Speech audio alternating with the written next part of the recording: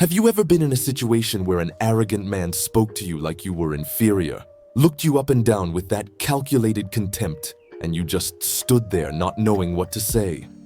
You felt how tension took over your throat, how the words you wanted to throw stayed stuck in your mind, and you ended up responding with something weak, something that only made you feel worse afterward. That feeling of helplessness, of knowing you lost that moment, that you let someone verbally step on you while others watched. Maybe it was at work, when that colleague who always thinks he's superior humiliated you in front of everyone. Perhaps it was at a social gathering, when that guy tried to ridicule you to look good in front of others. Or maybe it was an everyday situation where someone decided to test you, push you verbally to see if you would fold. And the worst part isn't just what happened in that moment, but what came after. That conversation you had with yourself in the shower, where you said everything you should have said, where you were brilliant, sharp, relentless. But it was too late. The moment had passed and you were marked as someone who can be pushed around. Before we continue, I need to make something absolutely clear to you. This is not a video for superficial entertainment. You're not going to see flashy images every 3 seconds or mind-blowing editing designed to keep you distracted like a child. What you're going to hear in the next few minutes can radically change the way you handle verbal confrontations, but only if you pay real attention to the content. The value is in every word said here, not in visual effects. This is content for men who want real power, not empty distraction. So if you came looking for light entertainment, there are thousands of videos out there. But if you want to learn to verbally dominate any arrogant man who crosses your path, then stay and listen to every word as if your dignity depended on it. I've studied for years how men like Thomas Shelby handle verbal confrontations with arrogant types. And there's something fascinating about the way they operate. It's not that they have magic memorized responses or that they're naturally witty.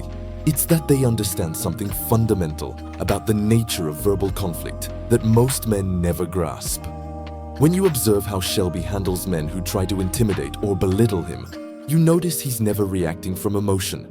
He's never trying to prove anything.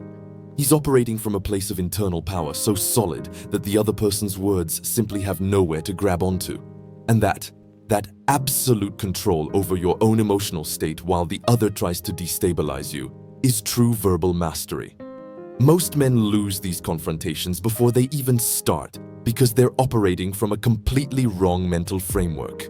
They think they need to have the perfect response, the most clever comment, the phrase that's going to leave the other person speechless. And while they're in their head searching for that perfect answer, they've already lost. Because verbal power doesn't come from the words you say, it comes from the place from which you say them. It comes from your presence, from your control, from your absolute indifference to the other person's approval. So what I'm going to share with you aren't phrases to memorize. They're principles of verbal mastery that men like Thomas Shelby understand instinctively. Principles that will allow you to handle any confrontation with any arrogant type, no matter how prepared he is or how sharp his tongue. These are 5 fundamental rules that will completely transform your ability to maintain power in verbal confrontations. The first rule is this: never respond from the emotion the other person is trying to provoke in you. This is absolutely critical, and it's where most men destroy themselves. When an arrogant guy throws a comment designed to humiliate or provoke you, his real objective isn't the phrase itself. His objective is to make you react emotionally. Because the moment you react from anger, insecurity, or the need to defend yourself, you've already lost. You've already handed him your power. Men like Thomas Shelby understand that the real battle isn't verbal, it's emotional. Whoever maintains emotional control wins, regardless of what words are exchanged. So when someone throws something designed to hurt you, your first internal response should be to recognize the move.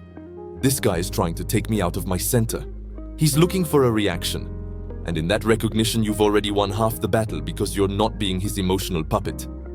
The practical application of this is simple, but requires practice. When someone provokes you, before responding with anything, you take a breath. Not in an obvious way, not making a show of it, but internally. You create a space of 2 or 3 seconds between his attack and your response. In those seconds, you're not thinking about what to say. You're stabilizing your internal state. You're reminding yourself that this guy has no power over you unless you give it to him. And when you respond from that place of calm, from that genuine indifference to his attempt to destabilize you, your words naturally carry weight. Because you're not defending yourself, you're simply existing above his attempt to bring you down. People notice this. They notice when a man maintains absolute calm while another tries to provoke him. And automatically, subconsciously, they assign more power to the one who maintains control. This works everywhere. In school when a bully tries to humiliate you in front of others. At work when a colleague tries to belittle you in a meeting. On the street when someone seeks confrontation. In negotiations when someone tries to intimidate you. The principle is universal because it's based on fundamental human nature. Whoever controls their emotions controls the interaction. The second rule is to use questions instead of defensive statements. This is brilliant, and very few men understand it. When someone attacks you verbally, your natural instinct is to defend yourself, to explain, to justify, to counterattack with another statement. And every time you do that, you're playing in the other person's framework. You're implicitly accepting that you need to defend yourself from their accusation or comment. Men like Thomas Shelby do something different. They respond with questions that expose the other person's intentions or logic, forcing him to explain himself. Imagine someone tells you something like, "It seems like you don't know what you're doing." The weak response is, "Of course I know what I'm doing," followed by a defensive explanation. That's playing in his framework. The powerful response is simply, "Why do you say that?" with a genuinely curious but firm tone. Now the other person has to explain his attack, has to justify it, and in most cases he has nothing real to say because his comment was just an attempt at provocation. Questions are incredible verbal weapons because they reverse the burden of proof. Instead of you explaining and justifying yourself, it's the other person who has to sustain his statement. And the beautiful thing about this is that most verbal attacks from arrogant types have no real substance. They're pure air, pure posture. So when you force them to explain or justify what they said, they deflate themselves. Another powerful variation of this is the question that exposes intentions. If someone tells you something passive-aggressive or disguised as concern, you respond with, "What are you trying to accomplish by telling me this?" Or "What's your point exactly?" This completely disarms the other person because you force him to be direct. And most arrogant types operate in ambiguity, in gray territory where they can attack but deny they're attacking. When you force them to be explicit, they lose their advantage. This works universally, with passive-aggressive bosses, with manipulative family members, with supposed friends who throw indirect comments at you, with anyone who uses words as weapons but from the cowardice of ambiguity. A well-placed question, made with calm and firmness, is more lethal than any insult or counterattack because it exposes the other person's cards without you having to show yours. The third rule is to master body language while speaking. Most men brutally underestimate how much they communicate with their body during a verbal confrontation. You can say the perfect words, but if your body is communicating insecurity, nervousness, or submission, your words have no power. Observe how men like Thomas Shelby stand during confrontations. Shoulders relaxed but back, chin slightly raised. Direct and sustained eye contact without being aggressive, simply firm. Hands visible, not in pockets or crossed defensively. All his body language says, "I'm completely comfortable in this moment, completely indifferent to your attempt to intimidate me." And that congruence between his words and his physical presence is what makes his verbal communication devastating. So when you're in a verbal confrontation, before thinking about what you're going to say, think about how you're going to be. Plant your feet firmly, breathe deep, and keep your shoulders relaxed. Look the other person directly in the eyes, not in a challenging way like looking for a fight, but simply like someone who has nothing to fear and nothing to prove. And when you speak, speak slowly. This is critical. Speaking slowly communicates control. Speaking fast communicates nervousness, need to fill the silence, insecurity. Powerful men speak slowly because they know people are going to listen. They don't need to rush. Even if inside you're nervous, if you keep your body calm and your speech measured, you project power. And here's what's fascinating. After a while, your internal state starts to match your external expression. Your body tells your brain, "We're calm, we're in control," and your brain responds accordingly. This applies everywhere. In job interviews where someone tries to pressure you, in couple discussions where tension rises, in any negotiation or confrontation. Your body is your first communicator. If your body is saying, "This guy intimidates me," then it doesn't matter what words you use. But if your body is saying, "I'm completely comfortable no matter what you say," you've already won half the battle before opening your mouth. The fourth rule is to use silence as a weapon. This is something that radically separates powerful men from weak men. Weak men are afraid of silence in confrontations. They feel they need to fill every pause, need to respond immediately, need to keep talking to maintain control. Men like Thomas Shelby understand that silence is where true power resides. When someone tells you something provocative or tries to attack you verbally, one of the most lethal responses is simply to look at him in silence for 2, 3, 4 seconds, without saying anything, without breaking eye contact, just letting your eyes communicate. Really, that's the best you have. That silence creates massive psychological pressure on the other person, because now he has to fill that silence. He has to justify what he said or retract or escalate. And in all those cases, he's showing his cards while you remain like an impenetrable fortress. Silence also gives you time to think. Instead of reacting impulsively, which almost always results in saying something you regret, silence gives you space to choose your response from a place of power. And when you finally speak after that silence, your words have 10 times more impact because you said them when you wanted to say them, not when the other person pressured you to speak. There's another powerful application of silence. After you say something cutting or throw an uncomfortable question, don't keep talking. Say your piece and shut your mouth. Let those words settle. Let the other person feel the weight of what you just said. Many men destroy perfectly powerful statements because they immediately dilute them by talking more, explaining, softening. Learn to say something sharp and then simply exist in the silence that follows. That's presence. That's real verbal dominance.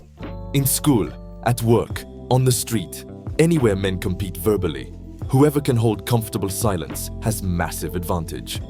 Because silence deeply unsettles most people. And when you can exist comfortably in it while others squirm, you have control. The fifth rule is never seek to have the last word, seek to have the definitive word. There's a fundamental difference here that most men don't understand. Having the last word means continuing to respond, continuing to be hooked in the verbal back and forth until the other person gets tired. That's ego, not power. Having the definitive word means saying something so solid, so final, that there's nothing more to say. And then you leave. Not physically necessarily, although sometimes yes, but mentally. You end the conversation on your terms and stop feeding the conflict. Men like Thomas Shelby do this constantly. They say their piece clearly and firmly and then simply disengage. They don't stay arguing in circles. They don't try to convince the other person of anything. They said what they had to say, and that's enough. Their validation doesn't come from winning the argument or making the other person admit they're wrong. Their validation is internal. So when you're in a verbal confrontation with an arrogant guy, don't fall into the trap of continuing to respond indefinitely. Choose your moment to say something definitive and then cut off. It can be something as simple as, "I've made my point clear, I have nothing more to add to this," and then you literally disconnect from the conversation. Or it can be, "Think what you want, I know where I stand," and done. Whatever you say, it should communicate, "I'm done with you," not because you're afraid, but because you're no longer worthy of my energy. And then you maintain that. You don't respond if the other person tries to provoke you more. You don't engage if he throws another comment at you. You already said your definitive word, and now you're operating as if the other person ceased to exist for you. That's the supreme power move. It's not beating him in arguments, it's making him irrelevant. This requires massive ego control because your ego is going to want to keep fighting, is going to want to prove you're smarter or verbally stronger. But your strategic part knows that staying hooked only weakens you. True strength is in being able to say your truth and then simply leave, literally or energetically. This applies in discussions with partners where you keep going around the same thing. It applies in work conflicts where nothing productive is going to come from continuing to talk. It applies in any situation where you've made your point and continuing only feeds drama without resolution. The definitive word plus disengagement is pure power. Now, after these 5 rules, I need you to understand something deeper about the nature of verbal confrontations with arrogant men. Arrogance, at its core, is armor. It's a defense against deep insecurity. A truly secure man doesn't need to be arrogant because his value doesn't depend on bringing others down or constantly proving himself. So when you encounter an arrogant guy, recognize that you're seeing someone who's operating from fear, not from strength. And that understanding changes everything. because you're no longer dealing with him as if he were a formidable opponent. You're dealing with him as what he really is, an insecure man using verbal bravado as a shield. And against that, true quiet strength is devastating. Men like Thomas Shelby don't really get bothered by arrogant types because they see through the facade. They see the fear behind the arrogance. And from that place of deep understanding, they respond not with anger or need to dominate, but with quiet indifference that communicates, "You're not what you pretend to be, and we both know it." That's the mental posture from which you need to operate. Not as someone trying to win a verbal fight, but as someone who's already several levels above where the other person is playing. And here's the uncomfortable truth you need to accept. You can't control what others say. You're going to encounter arrogant types, guys who try to provoke you, guys who will seek to bring you down verbally or psychologically. That's inevitable. The only thing you absolutely control is your response. And your response, when it comes from these 5 rules, when it comes from a place of emotional control, strategic use of questions, mastery of body language, power of silence, and capacity to disengage, that response makes you indomitable. You're no longer someone who can be manipulated or controlled verbally. You become someone that others test once and then never again because they saw there's nothing there to grab onto. There's no insecurity to exploit, no buttons to press, no emotional reactions to provoke. There's only a solid man who knows who he is and doesn't need to prove anything to anyone. Before closing, if this content is giving you real clarity on how to handle verbal confrontations, I ask something simple of you. Like this video and subscribe to the channel. Not because I need the numbers, but because that simple gesture tells the algorithm that this content is worthwhile and should be shown to more men who are looking for exactly this, real principles of personal power. And every subscriber here is part of a community of men committed to elevating themselves, to stop being victims of circumstances and become architects of their own respect and power. So if that resonates with you, subscribe. It's a second of your time that makes real difference. And now, the closing. You have in your hands 5 principles that, if you apply them consistently, are going to completely transform your ability to handle any arrogant man who crosses your path. But these principles don't work if you only know them intellectually. You have to practice them.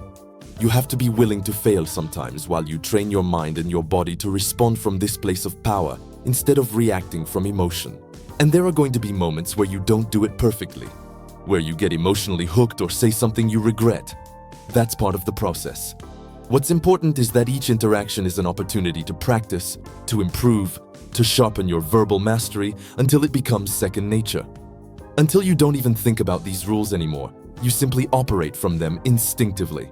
And when you reach that point, when you're the guy who maintains absolute calm while others fall apart, the guy who uses questions like verbal scalpels, the guy whose physical presence communicates power before opening his mouth, the guy who uses silence as a weapon and knows when to disengage.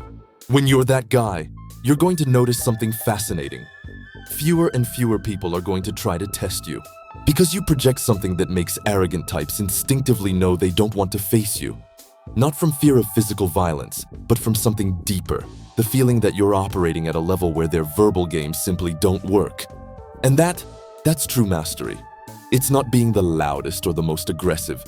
It's being so solid internally that trying to verbally destabilize you is like trying to push a mountain. They might try, but the mountain doesn't even flinch. You decide today if you're going to continue being someone who loses verbal confrontations and then mentally tortures himself afterward, or if you're going to become someone who dominates those interactions from a place of quiet power. The information is here. The principles are clear. Now it's just a matter of whether you have the discipline to apply them until they become part of who you are. And I believe you do. Because if you made it to the end of this video, you already demonstrate that you're committed to your development. Now take that commitment and transform it into action. The next time an arrogant guy tries to verbally dominate you, remember these rules, apply them, and watch how everything changes.